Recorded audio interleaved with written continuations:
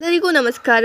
ಇದು ಅಡಿಕೆ ಸಂಸ್ಕರಣಾ ಮಾದರಿ ಎಂಬ ಆಧುನಿಕ ಯಂತ್ರ ಮಾದರಿಯಾಗಿದೆ. ಈ ಮಾದರಿಯ ಉದ್ದೇಶ ಅಡಿಕೆ ಕಾಯಿಗಳನ್ನು ವೇಗವಾಗಿ, ಶ್ರಮ ಕಡಿಮೆ ಮಾಡಿ ಸಂಸ್ಕರಿಸುವ ವಿಧಾನವನ್ನು ತೋರಿಸುವುದು. ಹಿಂದೆ ಅಡಿಕೆಕಾಯಿ ಸಂಸ್ಕರಣೆ ಸಂಪೂರ್ಣವಾಗಿ ಮಾನವ ಶ್ರಮದಿಂದ ಮಾಡಲಾಗುತ್ತಿತ್ತು. ಆದರೆ ಈಗ ತಂತ್ರಜ್ಞಾನ ಬಳಸಿ ಈ ಪ್ರಕ್ರಿಯೆಯನ್ನು ಸುಲಭಗೊಳಿಸಲಾಗಿದೆ. ಈ ಯಂತ್ರದಲ್ಲಿ ವಿವಿಧ ವಿಭಾಗಗಳಿವೆ. ಪ್ರತಿಯೊಂದಕ್ಕೂ ವಿಶಿಷ್ಟ ಕೆಲಸವಿದೆ. ಅದನ್ನು ನೋಡುವುದಾದರೆ ಮೊದಲನೇದಾಗಿ ಡ್ರೈಯಿಂಗ್ ಯೂನಿಟ್. ಇಲ್ಲಿ ತಾಜಾ ಅಡಿಕೆ ಕಾಯಿಗಳನ್ನು ಇಡಲಾಗುತ್ತದೆ. ಒಳಗಿನ ಫ್ಯಾನ್ ಮತ್ತು ಬಿಸಿಯ ಹಾವಿನಿಂದ ಕಾಯಿ ವೇಗವಾಗಿ ಒಣಗುತ್ತದೆ. ಹಿಂದೆ ಸೂರ್ಯನ ಬೆಳಕಿನಲ್ಲಿ ಹಲವಾರು ದಿನ ಕಾಯಬೇಕಾಗಿತ್ತು. ಆದರೆ ಈಗ ಈ ಯಂತ್ರದಿಂದ ಅದು ಕೆಲವೇ ಗಂಟೆಗಳಲ್ಲಿ ಸಾಧ್ಯ. ನಂತರ ಪೀಲಿಂಗ್ ಯೂನಿಟ್.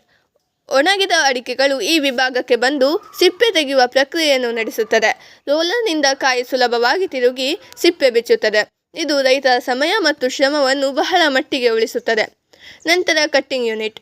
ಈ ಭಾಗದಲ್ಲಿ ಕಾಯಿಗಳನ್ನು ಗಾತ್ರಕ್ಕೆ ತಕ್ಕಂತೆ ಕತ್ತರಿಸಲಾಗುತ್ತದೆ. ಹಿಂದಿನ ಕಾಲದಲ್ಲಿ ಕೈಯಿಂದ ಕತ್ತರಿಸುತ್ತಿದ್ದರು. ಈಗ ಈ ಯಂತ್ರದಿಂದ ಸಮಮಟ್ಟದಲ್ಲಿ ನಿಖರವಾಗಿ ಕತ್ತರಿಸಲಾಗುತ್ತದೆ.